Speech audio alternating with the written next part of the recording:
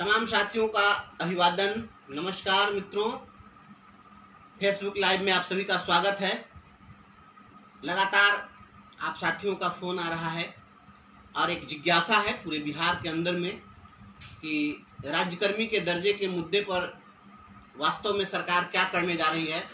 क्या वास्तव में विभागीय परीक्षा का आयोजन होगा, परीक्षा पास करने वाले शिक्षकों को ही राज्यकर्मी का दर्जा मिलेगा। इस प्रकार की खबरें प्रचारित की जा रही है बहुत जोर शोर से। यह एक प्रकार का दुष्प्रचार चल रहा है। अनजाने में जाने में लोग अपने को हाईलाइट करने के लिए इस तरीके का उपक्रम कर रहे हैं। तो आपकी इस जिज्ञासा के समाधान के लिए ही मैं फेसबुक लाइव आया हूं। आप तमाम साथियों को मैं यह बतलाना चाहता हूं कि मन में जो एक संशय है, एक वातावरण बना है संशय का कि क्या सरकार कमेटी खेल रही है, इस कमेटी का औचित्य क्या है, क्या वास्तव में राज्यकर्मी का दर्जा हमें मिलेगा या नहीं मिलेगा। तो साथियों, मैं एक बात डंके की चोट पर मैं कह सकता हूं अपनी ओर से, जो मैं पहले भी कहते आया हूं, आज भी वही चीज कहूंगा कि परिवर्तनकारी प्रारंभिक शिक्षक संघ आपके लिए दृढ़ संकल्प है इस बात को लेकर कि राज्यकर्मी से कम नहीं, पीछे हटेंगे हम नहीं। सरकार हमें राज्यकर्मी का दर्जा देगी। यदि राज्यकर्मी का दर्जा नहीं देगी तो हम भी चुप बैठने वाले नहीं हैं। ऐसा नहीं है कि हम शिथिल पड़ जाएंगे, हम शांत हो जाएंगे और सरकार हमें छल देगी। सरकार अगर छलना चाहती है या इस प्रकार की कोई सोच रखती है तो इसका मुकम्मल जवाब हमारे पास है और हम इसका मुकम्मल जवाब देंगे। किसी को घबराने की जरूरत नहीं है। विकल्प रहित संकल्प, यही सफलता का मूल मंत्र होता है। जब आपके पास विकल्प होंगे कि हम यह कर लेंगे, यह नहीं होगा तो यह कर लेंगे, यह नहीं होगा तो यह कर लेंगे, तब आप सफल नहीं होंगे। लेकिन यदि आपके इरादे बुलंद हैं कि हम करेंगे तो यही करेंगे, नहीं तो कुछ नहीं करेंगे, तो भगवान भी आपको नहीं रोक सकते हैं। आपको आपका मंजिल मिल ही जाना है, आपका मुकाम आपको मिल ही जाना है। तो हमने भी यह संकल्प लिया है, हमारा संकल्प है कि राज्यकर्मी से कम नहीं, पीछे हटेंगे हम नहीं। अगर हम शिक्षक संगठन की लड़ाई हम लड़ रहे हैं तो यह लड़ाई राज्यकर्मी से पीछे हटने वाली लड़ाई नहीं है। हम लड़ेंगे तो केवल और केवल इसी के लिए लड़ेंगे। हम कुछ करेंगे तो केवल और केवल इसी के लिए करेंगे। इससे कम पर कोई समझौता हम नहीं कर सकते हैं। इसके लिए लड़ाई होगी, आर पार की लड़ाई होगी, मुकम्मल लड़ाई होगी।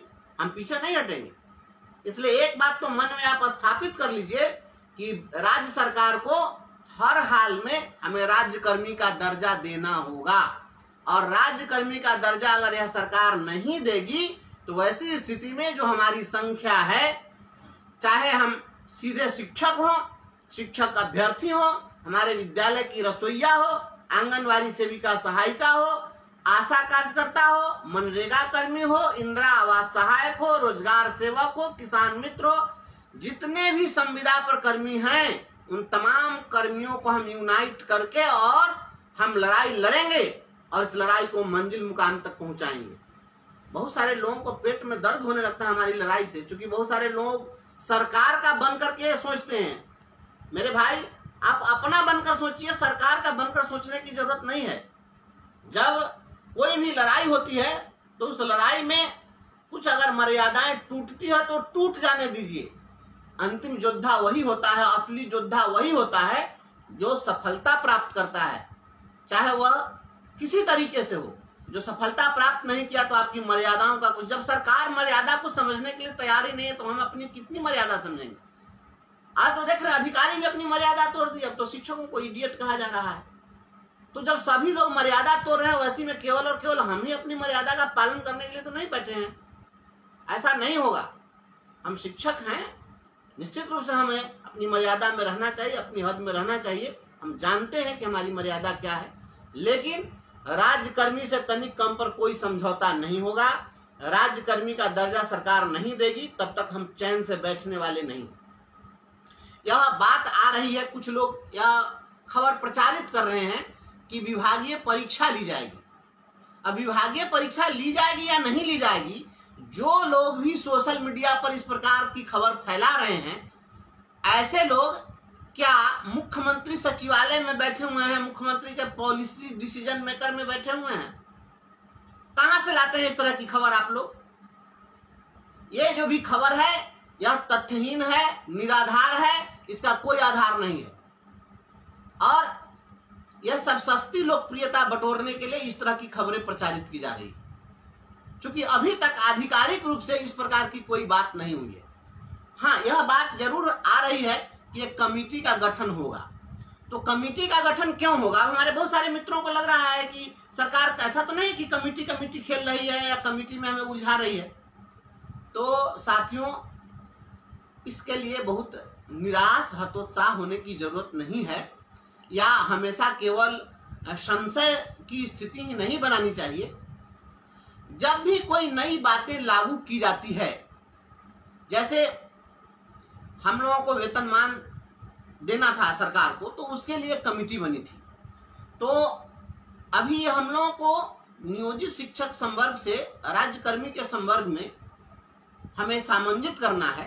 तो ये सामंजन की प्रक्रिया में बहुत सारी बातें होंगी, जिन बातों में सरकार का जो नीतिगत है वह शिक्षा विभाग का तो मामला है ही, साथ साथ वैधानिक पहलू भी है। सरकार इसको भी टटोलना चाहेगी कि वैधानिक रूप से कहीं कोई समस्या नहीं है।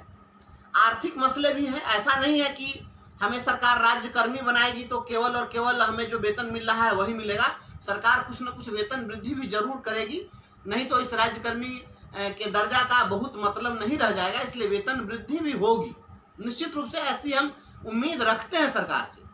तो आर्थिक पहलू क्या होगा, वित्तीय भार सरकार पर और कितना बढ़ेगा, इसको किस प्रकार सरकार एडजस्ट करेगी अपने बजट में, तो उसके आर्थिक पहलू भी होंगे। उसके बाद सामान्य प्रशासन विभाग की भी कुछ उसके भी प्रावधान है, कुछ नॉर्म्स हैं, तो उन चीजों को भी देखना पड़ेगा।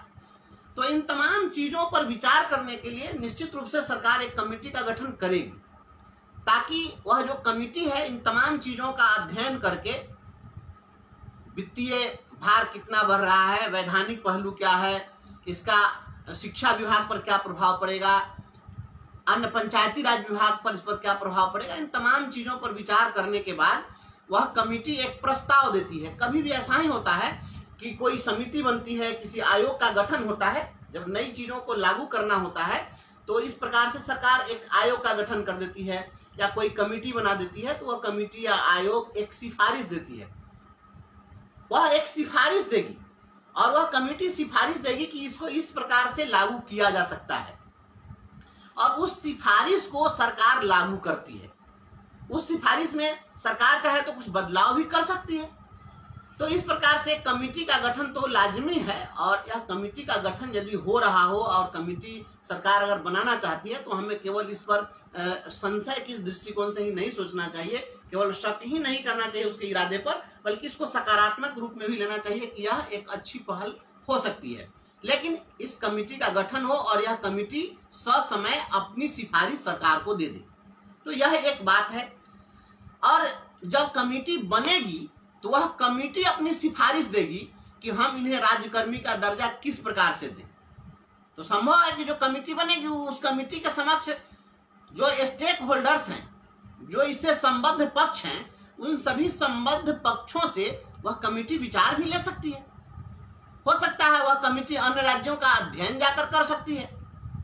तो जब तक कमेटी बन नहीं जाती है, कमेटी की सिफारिश नहीं आ जाती है, तब तक कोई भी यह कह दे कि राज्यकर्मी के दर्जा के लिए विभागीय परीक्षा ली जाएगी या बीपीएससी से परीक्षा ली जाएगी, मैं समझता हूं यह एक दुष्प्रचार के सिवा और कुछ भी नहीं है। यह एक अफवाह है।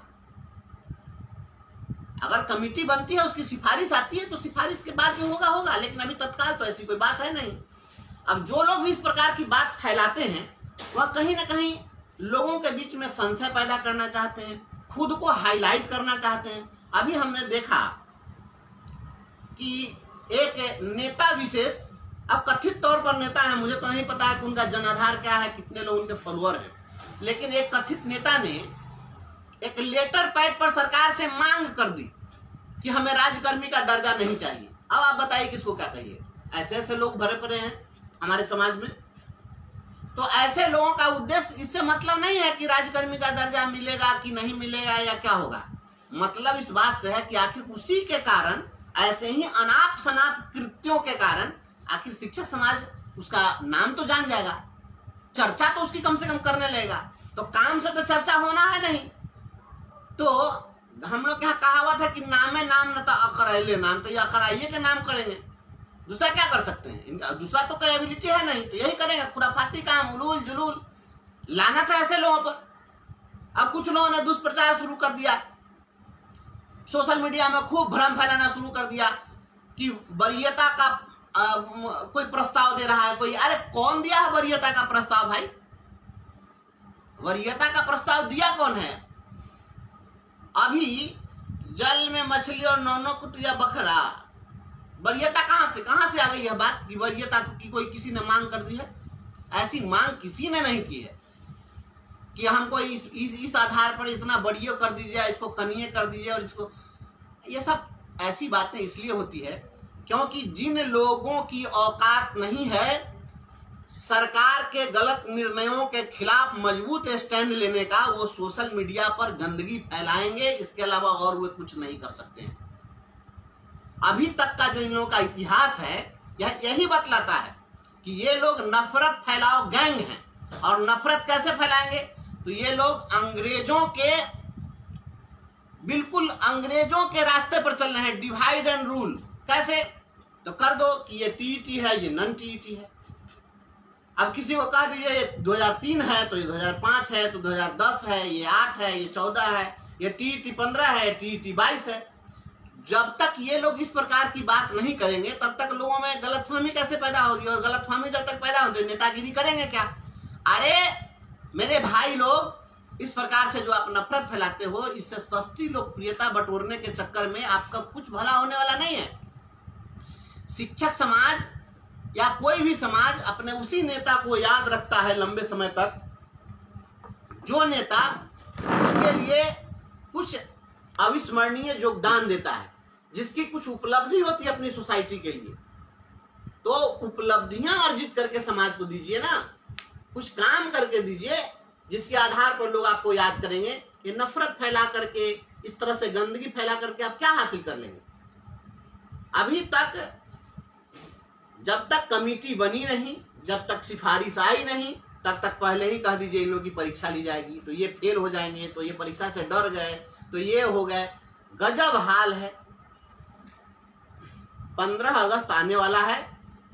15 अगस्त के दिन माननीय मुख्यमंत्री झंडा फहराएंगे और हमें उम्मीद है कि 15 अगस्त को वो कुछ न कुछ बोलेंगे।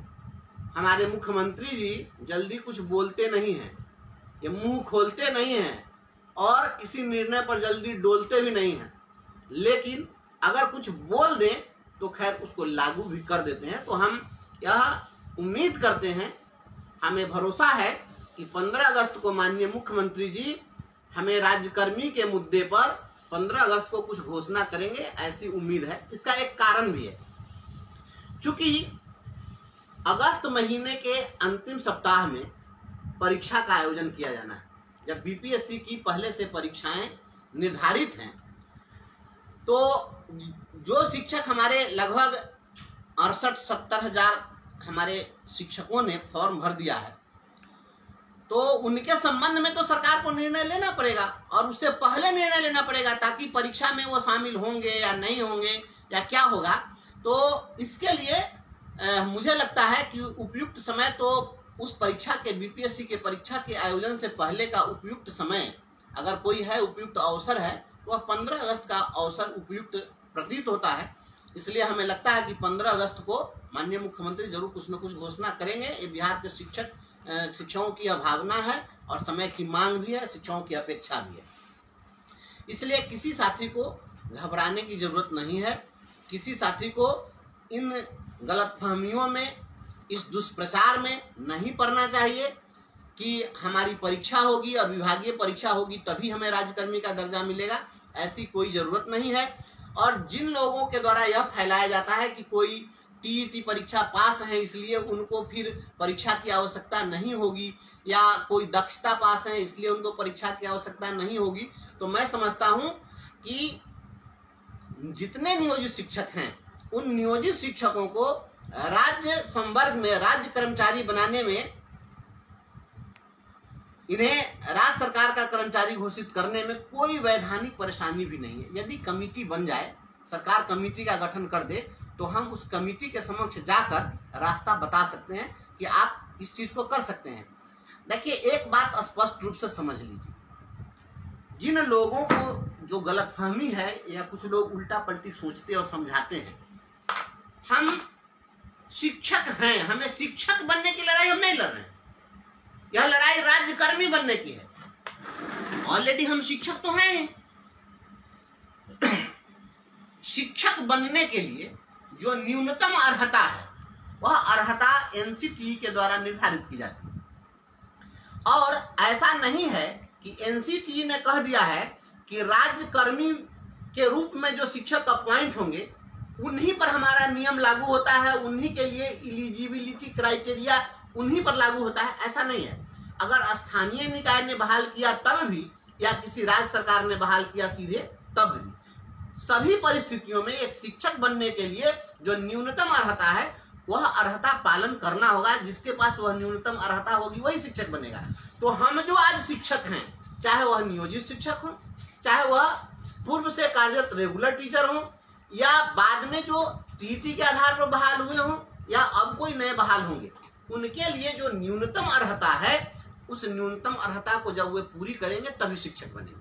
तो हम न्यूनतम अर्हता को पूरी करके ही शिक्षक बने हुए हैं, तो हमें शिक्षक हम बन चुके हैं, इसमें कोई वैधानिक समस्या नहीं है। हम शिक्षक हैं। जो अनट्रेंड थे, देखिए अभी हाईकोर्ट ने कह दिया हटा दीजिए, एनसीटी ने कह दिया कंटेंट टीचर नहीं रहेंगे, उनको हटा दिया गया। भले ही वो स्थानीय निकाय के टीचर थे, भले ही नियोजित शिक्षक थे, लेकिन उन्हें एनसीटी का जो मापदंड था वो पूरा नहीं कर रहे थे, इसलिए उनको हटाने का आदेश दे दिया गया। वैसी स्थिति में जब हम टीचर हैं ही, तो फिर अभी स्थानीय निकाय के टीचर हैं, कल को राज्यकर्मी के रूप में टीचर रहेंगे। अभी जिस स्कूल में पढ़ा रहे हैं कल भी उसी स्कूल में पढ़ाना। ऐसा नहीं कि हमारा कोई स्कूल का स्टेटस बदल जाना है। हम उन्हीं बच्चों को पढ़ाने वाले हैं जिन बच्चों को अभी पढ़ा रहे हैं। तो जब हम वही काम करेंगे, उसी स्कूल में काम करेंगे, हमारा qualification as per the norms of NCT है, तो ऐसी स्थिति में चाहे हम स्थानीय निकाय के शिक्षक रहें तब, या राज्यकर्मी के रूप में शिक्षक रहें तब, कोई वैधानिक इसमें कोई दिक्कत नहीं है। केवल यह राज्य सरकार के मसले का चीज है, राज्य सरकार की इच्छा शक्ति की बात है कि राज्य सरकार चाहे तो वह हमें स्थानीय निकाय से सीधे राज्यकर्मी घोषित कर सकती है। और ऐसा अन्य राज्यों में हुआ है। ऐसा नहीं है कि बिहार सरकार पहली बार करने जा रही है, इसके पहले भी अन्य राज्यों में ऐसा हुआ है। तो जिन राज्यों ने ऐसा किया है वहां का स्टडी कर ले सरकार, कमेटी अगर बनती है तो कमेटी जाकर उसका स्टडी कर ले कि वहां कैसे किया। जब ऐसी समस्या दूसरे राज्यों में नहीं आई तो फिर बिहार में ऐसी समस्या क्या उत्पन्न हो जाएगी। पूरा देश एक संविधान से चलता है, तो ऐसा थोड़ी है कि बिहार के लिए वैधानिक समस्या बन जाएगी और दूसरे राज्य के लिए समस्या नहीं बनेगी। ऑलरेडी इस प्रकार का मापदंड उड़ीसा में, मध्य प्रदेश में, छत्तीसगढ़ में, अन्य राज्यों में इस प्रकार में देखने को मिला है। वहां पर सीधे सरकार ने शिक्षा विभाग के अधीन इनको सामंजित कर लिया, इसलिए हमें शिक्षा विभाग के अधीन सामंजित करने में किसी प्रकार की कोई परेशानी नहीं होगी। और यह जो भी पॉलिटिशियन लोग बोल रहे हैं, कोई राजनेता कुछ भी बोल देते हैं, तो जो नेता लोग बोल रहे हैं, तो ऐसा है कि all that glitters is not gold, सभी चमकीली वस्तुएं सोना नहीं होती मेरे भाई, मेरे बंधुओं। जो आपके हितैषी दिखते हैं वो सभी हितैषी नहीं है। कुछ लोग सरकार के सेफ्टी वाल्व भी हैं। जो कभी कभी होता है कि जब कोई भी आंदोलन चल रहा हो और वहां पर प्रदर्शनकारी काफी उग्र हो, तो कोई व्यक्ति सीधे जा करके और उनको कहे जे नहीं आप इस प्रकार से आंदोलन नहीं कीजिए, इतना उग्र नहीं होइए, तो जो बोलेगा वही पिटा जाएगा। तो वह क्या करता है, जो साइकोलॉजिकल ट्रीटमेंट करता है। पहले जाता है और वह अगर इनकलाब जिंदाबाद बोला तो उसे ज्यादा जोर से बोलता है इनकलाब जिंदाबाद, और जब ज्यादा जोर से इनकलाब जिंदाबाद बोलता है तो आंदोलनकारी समझते हैं कि मेरा हितैषी है, और तब उसकी बात को वो लोग सुनने लग जाते हैं कि नहीं। और जब वो सुनने लग जाते हैं तो क्या करता है, धीरे धीरे उनके बात को हम माइल्ड कर देता है। यह एक पॉलिटिक्स है, यह पॉलिटिक्स है कि अपना बन के और उनके आक्रोश को ठंडा कर देना। तो कुछ राजनीतिक लोग ऐसे भी हैं जो आपका अपना बन के और आपके आक्रोश को ठंडा करना चाहते हैं। तो आप यह समझते हैं कि वह जो बोल दिए वही कुछ हो गया। वो लोग सरकार के सेफ्टी भाल्व की तरह भी कुछ लोग काम कर रहे हैं। इसको समझने की जरूरत है, या बारीक से जो लोग सोचते हैं वो लोग इस बात को समझ सकते हैं। अभी जो परिस्थितियां बनी थी, यदि आक्रामक तेवर हम लोग नहीं दिखाते तो क्या किसी विधायक और विधान पार्षद की हैसियत थी कि मुख्यमंत्री को इस कदर मजबूर कर दे कि वो शिक्षकों की बात सुनने के लिए तैयार हो जाए। आप तो देख रहे हैं कि यहाँ तो किसी का कुछ चल नहीं रहा है, तो एक अधिकारी पूरे सिस्टम पर भारी पड़ जाता है। तो ये कोई मुंह खोलने वाला नहीं है। लेकिन हम राज्यकर्मी के दर्जे पर अडिग हैं, यह लेकर रहेंगे। परीक्षा के संबंध में अभी किसी प्रकार की कोई आधिकारिक बात नहीं है, और किस तरीके से राज्यकर्मी का दर्जा हमें मिलेगा यह गठित होने वाली कमेटी की अनुशंसा तय करेगी। कोई पॉलिटिशियन इसको तय नहीं करेगा। जब अधिकारी लोग बैठेंगे, आईएएस लोगों की टीम बनेगी, उसमें लीगल लोग भी होंगे और जो स्टेक होल्डर्स हैं इन लोगों की भी राय निश्चित रूप से मुझे विश्वास है कि ली जाएगी, और तभी कोई अनुशंसा सरकार को दी जाएगी। हमें कुछ दिन इंतजार करना चाहिए, और बहुत ज्यादा इंतजार करने की जरूरत नहीं है। 1 सप्ताह 10 दिन देख लीजिए। कमेटी जैसे ही बन जाती है फिर हम लोग भी एक्टिव होंगे, और हम लोग को अभी बहुत ज्यादा आक्रामक होने की जरूरत नहीं है, और लेकिन अपनी बात को सरकार तक पहुंचाते रहना है। सरकार निश्चित रूप से हमारी बात सुनेगी, हम रास्ता बताएंगे। अगर अधिकारियों को पता नहीं है तो हमें जितनी जानकारी है इस आधार पर हम सरकार को अवगत कराएंगे कि आपको नियोजित शिक्षकों से राज्यकर्मी बनाने में किसी प्रकार की कोई वैधानिक समस्या नहीं है। इसके लिए परीक्षा की कोई बाध्यता हो, ऐसी कोई वैधानिक समस्या अड़चन नहीं है। हम इस चीज से कमेटी को हम संतुष्ट करने का प्रयास करेंगे। इसलिए सोशल मीडिया में जो लोग भी ये नफरत फैलाव गिरोह चलाते हैं उन लोगों से सतर्क रहिए। ऐसे कुछ लोगों की राजनीति इसी से चलती है। वो लोग अपना सेटिंग करके अपना हाईलाइट होने के लिए कभी मीडिया में आके कुछ बोल देना है, कभी सोशल मीडिया में आकर के बोल देना है। तो ये वही लोग हैं जो लोग हमेशा से शिक्षक का अपना बन के, हितैषी बन के आपसे जोर जोर से अपने पक्ष में नारा लगवाएंगे, लेकिन वह आपके लिए वो अभी तक उपलब्धि उनकी क्या है आप गिन लीजिएगा, आप खुद आत्ममूल्यांकन कर लीजिएगा। इन तमाम चीजों से बचिए। नफरत फैलाने वाले लोग जहर घोल रहे हैं, शिक्षा समाज में बांटने का काम कर रहे हैं। तमाम लोग एकजुट रहिए, लड़ाई लड़िए। राज्यकर्मी से कम नहीं, पीछे हटेंगे हम नहीं। बहुत बहुत धन्यवाद।